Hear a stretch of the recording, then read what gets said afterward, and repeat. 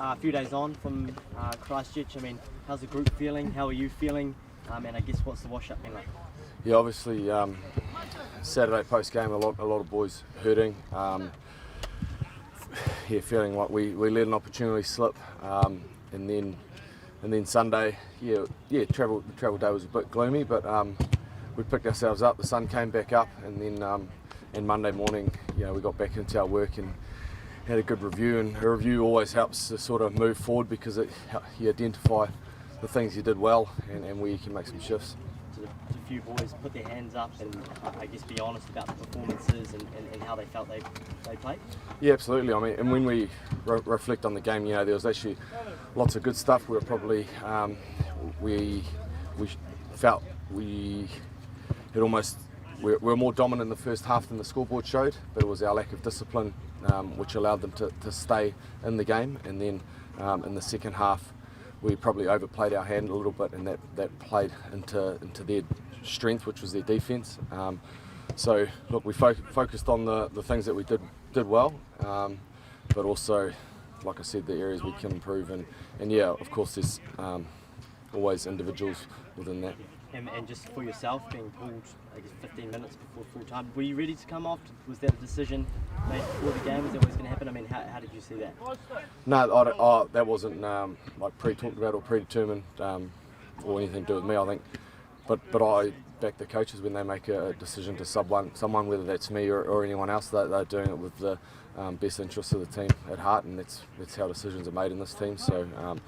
I don't take it personally by any means. In terms of fixing the discipline, as you've talked about, what is the key to that? Is that an individual mindset thing? Is it a leadership thing? Could you talk about the areas of improvement around that discipline?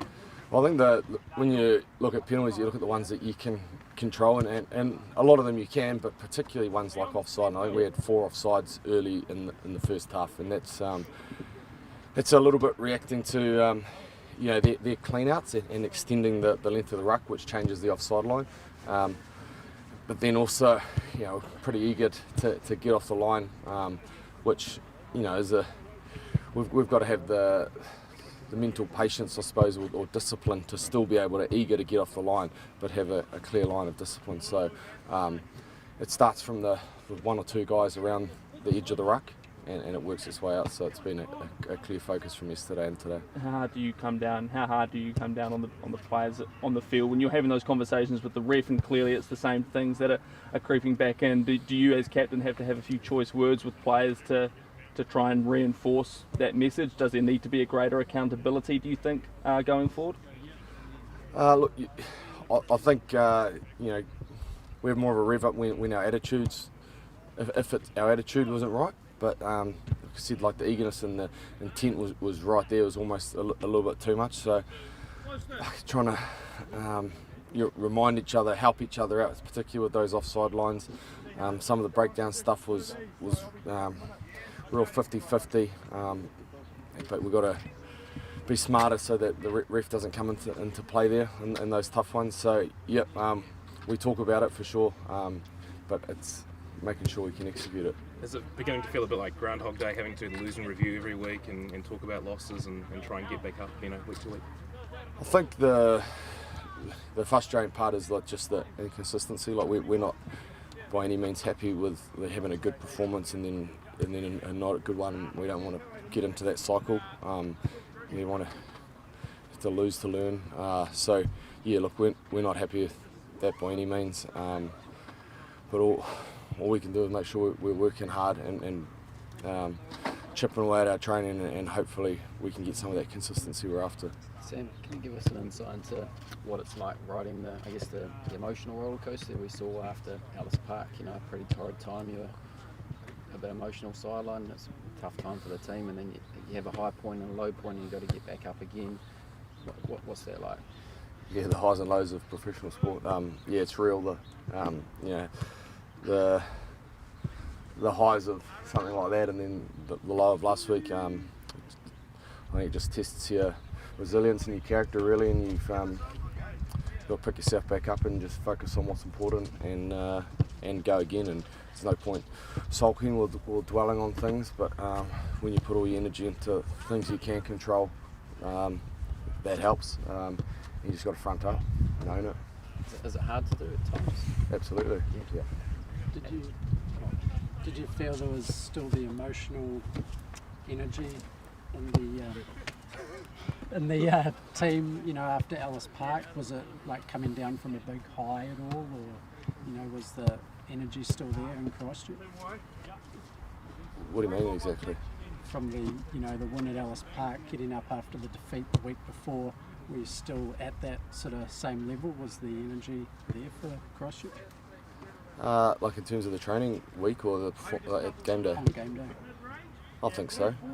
Look, we had an outstanding training week down in Christchurch because we got home and had about 5 days at home, and the boys come in fresh and we had a good training week. So there's no indication during the week, and like I don't think it was a horrible performance by any means. That's why I don't think we're way off. If we could have been a little bit more disciplined in that first half, we can put them under a lot more pressure, and then potentially the game changes from there. But we didn't do that, and they're a very good side, and I don't think that can be underestimated in this whole thing.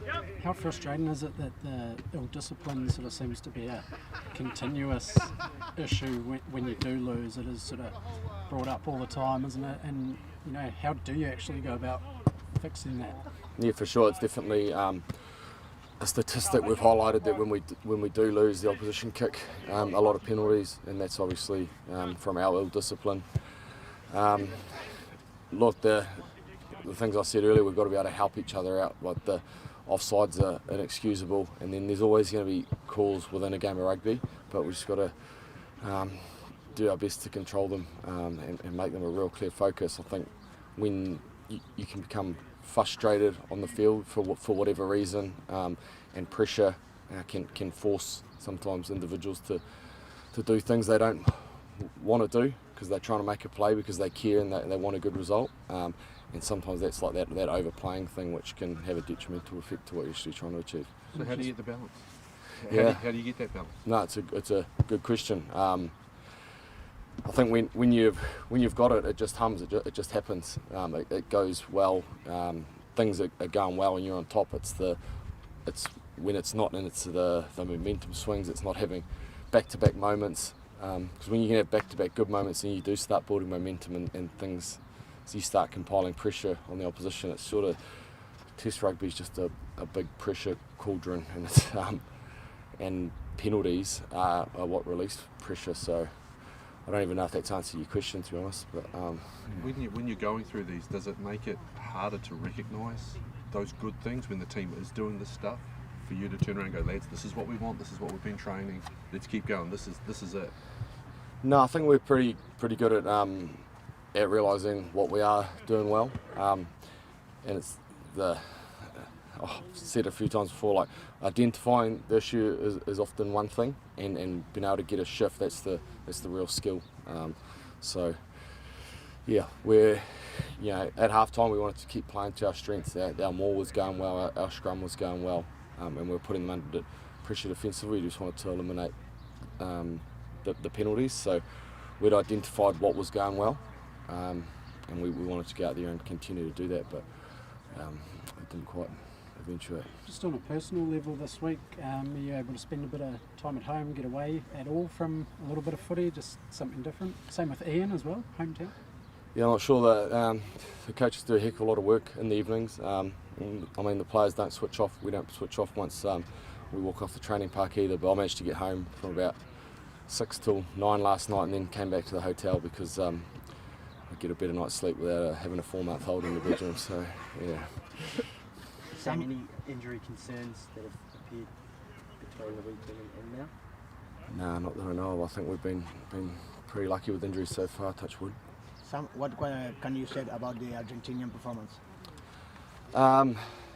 Look, it was a very similar. It reminded me a lot of the Test match in 2020. They obviously made a lot of tackles, defended really well, scored a good opportunist try, and took the points when they're offered. Outstanding. Boffelli's got an outstanding boot. Then he sort of felt in the last 20. They were going to defend for their life. So look, it's the sort of performance we expected, to be honest, having reviewed closely their last 2 matches, particularly the last one against Aussie. And yeah, they're just a very good, well-rounded side.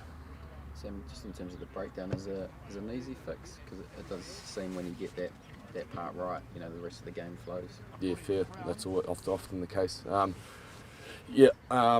Montoya managed to pinch a couple of kicks, so we just got to be quicker to get on our isolated catcher, and then a couple where like a couple of side entries and things like that. So a lot of the intent and stuff at the breakdown was pretty sharp, but it's another clear focus this week for sure. And Joe Smith's driving that pretty hard. Will Richie goal kick this week again, or is Geordie, would he take the team? It's up to them. Do you feel the pressure coming into this game just after we're talking about the roller coaster of results? Do you feel like you're under pressure this game to keep your championship hopes in the balance?